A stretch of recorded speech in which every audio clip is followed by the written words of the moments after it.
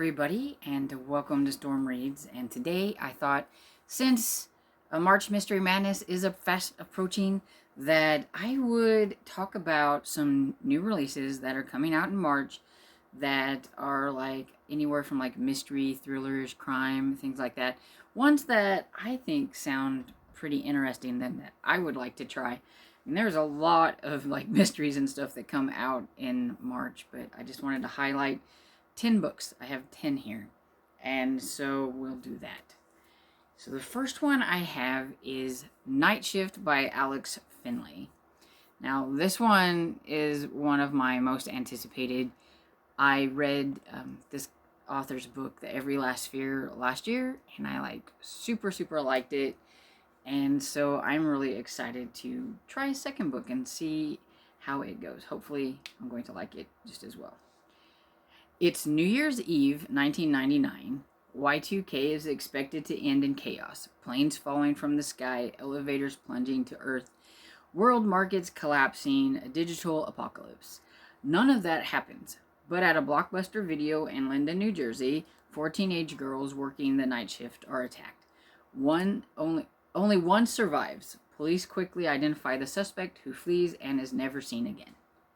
15 years later, in the same town, 4 teenage employees working late night at an ice cream store were attacked, and again, only one make it out alive. Both surviving victims recall the killer speaking only a few final words. "Good night, pretty girl."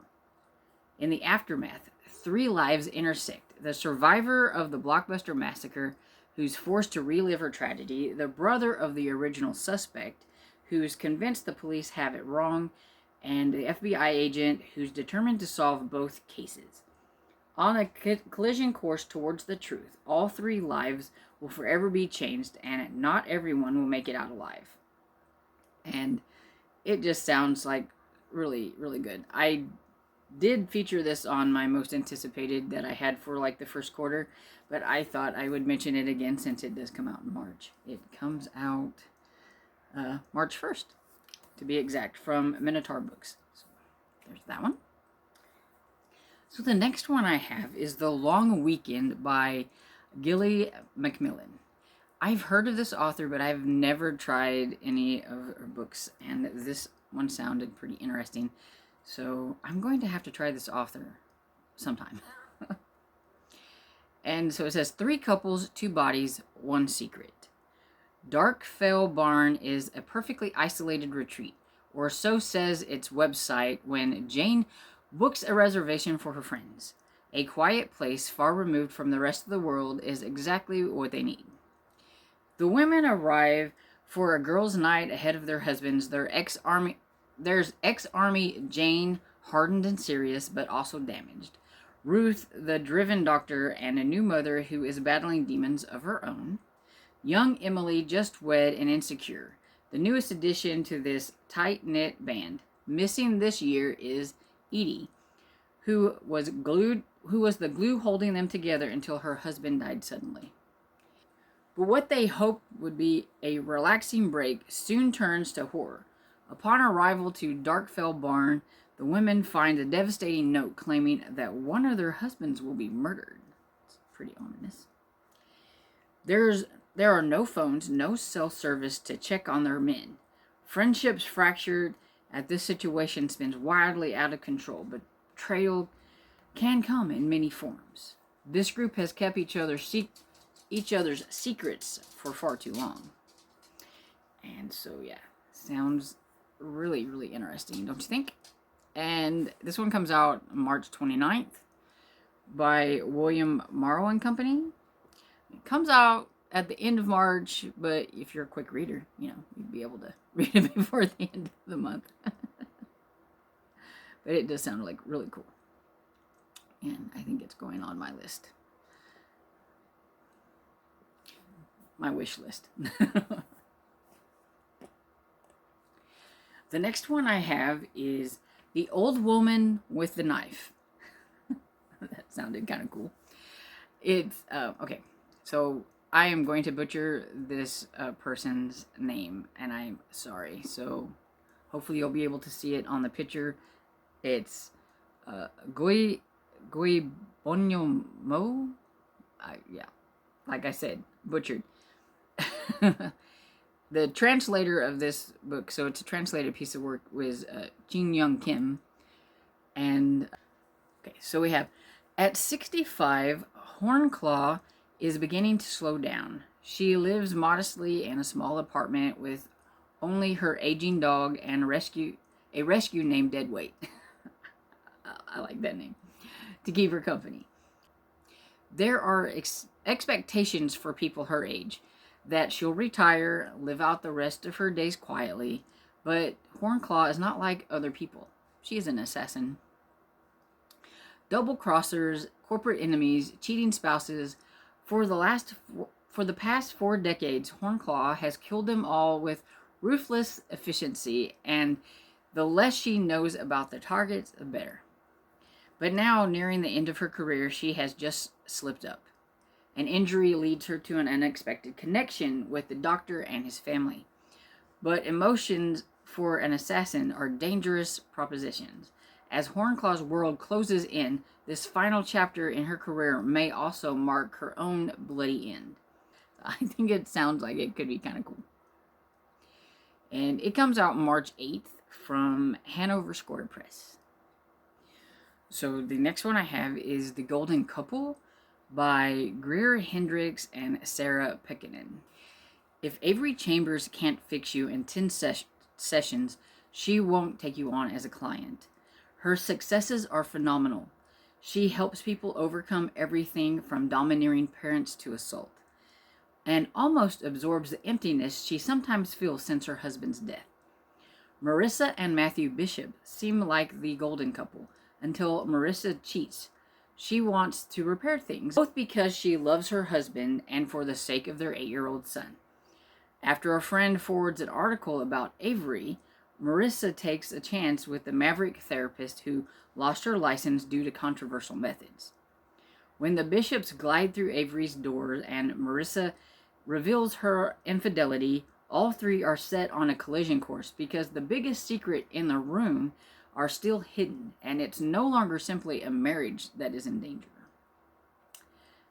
And that sounds kind of ominous and kind of cool. I don't know. What do you think? And it comes out March 8th from St. Martin's Press. This next one I am really kind of curious about, but at the same time, I don't know, because some of these new cozy mysteries,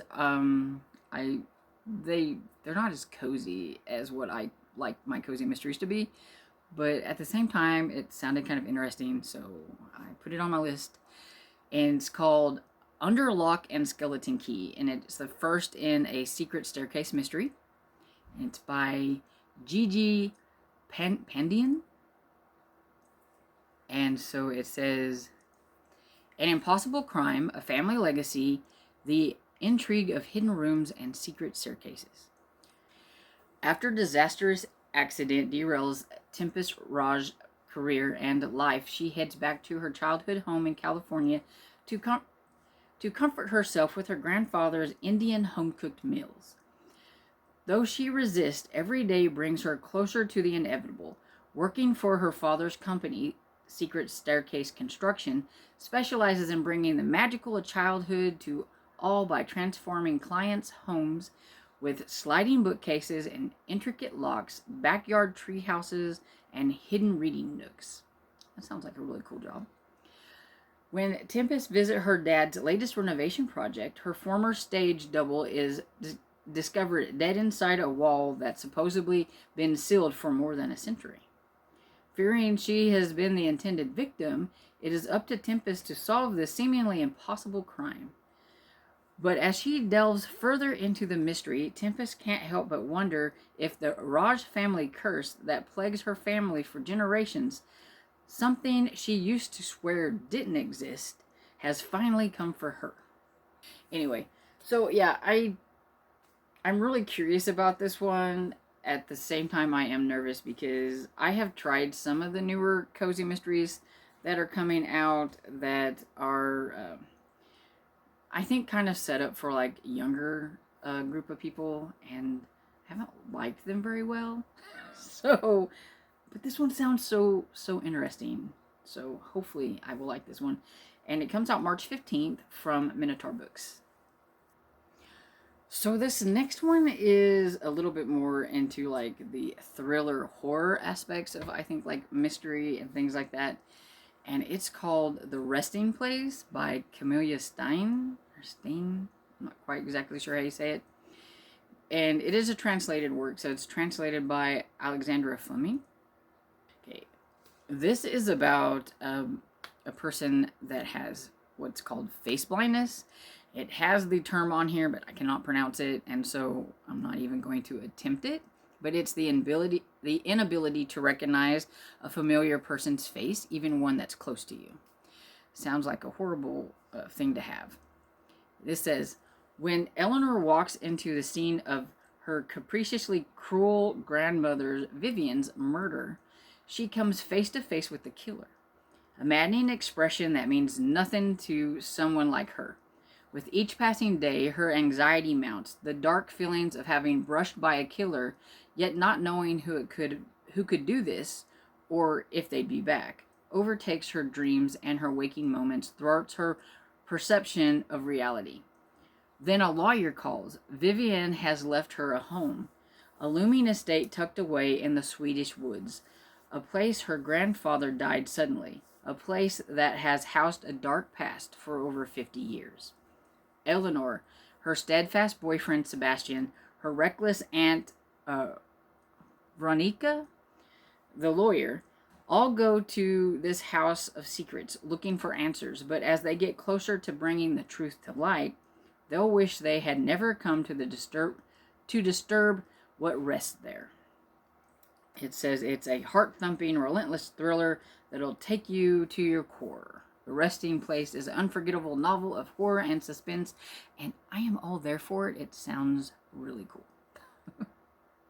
And this one also comes out March 29th by Minotaur Books, so I probably won't be getting to it in March, but you can pre-order. So the next one I have is Murder at Sugar Rush Beach, and I didn't know at first, but this is the third book in Detective Preddy and Harris series, so I'll have to go and look up that series and start from the beginning, because I am a beginning starter, but some people don't mind and they'll just like jump right in, so I thought I would go ahead and feature it on here. And it says, palm trees, white sandy beaches, and perfect turquoise seas. Jamaica's Montego Bay might just be paradise if people didn't keep getting murdered. It's true. Detective Preddy hopes for a quiet start to the new year, but there's a murder at Sugar Rush Beach. A man is stabbed through the heart with an antique owl. The victim, Jerome Bacchus, was the nephew of a local developer who wanted to transform this quiet local beach into a high-end tourist complex. Now he's dead. Everything points to a rival developer, but Preddy realizes other people might have wanted to stab Jerome through the heart. His two girlfriends, local business owners, the sugar daddy of one of his girlfriends. So yeah, there's quite a few suspects. Meanwhile, Preddy must work with Scottish detective Sean Harris, and Preddy knows that Harris is conducting a covert internal investigation. When a woman is found dead, the stakes are raised, and everyone's career is on the line. So yeah, that one sounds kind of cool, even though it is the third book in a series, and I am really curious about it. And it comes out from Jaffe Books on March 2nd. The next one I have is The Party at Number 12 by Carrie Wilkinson. I have read some of this author's books and I have really enjoyed them, so I am very curious about this one. So it says, the day of her leaving party, Hannah Ford is nervous. With so many secrets and lies over the years between her friends and arguments between her sisters, is it really a good idea to gather everyone together? But her mother insists that, after Hannah's divorce and job struggles, she deserves a send-off to remember. So they all plaster on fake smiles and put their rifts aside for the evening of celebration. In the morning, one of the guests is found dead. Hannah's desperate to tell the police, but every single guest has something to hide or someone to protect. The group insists that they will deal with it themselves. After all, it must have been an accident, perhaps too much wine on a night where emotions were running high. But what if it wasn't? And what if it was just the first victim? So yeah, that sounds really good. And yeah, like I said, I read this author before and I like their work, so I'm kind of curious about this one. It comes out March 11th, and it's from Bookouture, which is one of my favorite publishing companies. So always excited to see something cool from them. I decided, since I am on like a little bit of a romance kick, that I had to add a Harlequin intrigue on here. And so I have Decoy Training by Querida Pinheiro. I probably butchered that name, and I'm sorry, but yeah. Anyway, it says, his fresh start is about to be interrupted by a threatening foe. Former Marine Shane Adler's used to perilous situations, but he's stunned to find danger in the peaceful Idaho mountains, especially swirling around his beautiful dog trainer. After tragically losing her hero husband, Piper Lambert rebuilt her life. Now it's up to Shane and his loyal canine in training, Decoy, to make sure a mysterious enemy won't derail her new beginnings or his. And I think it sounds really good. And it comes out March 16th from, of course, Harlequin. So this next book that I have is the second book in a series, but it's not too far down in the series, and it sounds really good, and so I wanted to go ahead and mention it on here. And it's The Girl in the Fire by Detective Harlow Durant. It's the second book in the series by Dia Poirier. I'm probably butchering the last name. Apologize. It says, as I walk further down the logging road, the faint smell of fire on the wind startled me. But it can't be. It must be in my imagination. I pick up my pace, walking quicker. It can't all be in my mind. The glow, the thickening stink, it all hits me at once. My hands tremble as I reach for my phone, adrenaline already hitting my blood. There's another body, a second victim in a Saranac Lake. And it says, with a small community reeling in shock, Harlow knows its time is running out to piece together the only leads she has before another woman loses her life. Can Harlow confront her demons to save another innocent life from being lost? And just how much is she prepared to sacrifice? I skipped quite a bit of that because that was a really long synopsis, and sometimes those long ones, they put a little bit too much in there that I don't want to know. But anyway, it sounds super good, and this one comes out on March 4th, and it's from Bookouture, which, of course, I already said is one of my favorite publishing companies. So I'm going to have to look up book 1 because book 2 sounds really good. And I got to read my books in order, so yeah, we'll have to try that. But I thought it was worth mentioning because it's really cool. I know some people don't care, and they'll just jump in anywhere.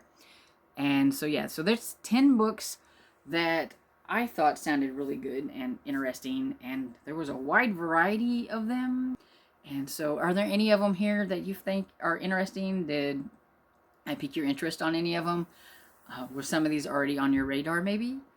Let me know down in the comments, and I hope you enjoyed this video, and if you did, please give it a thumbs up and subscribe, and I will see you all in the next video. Bye.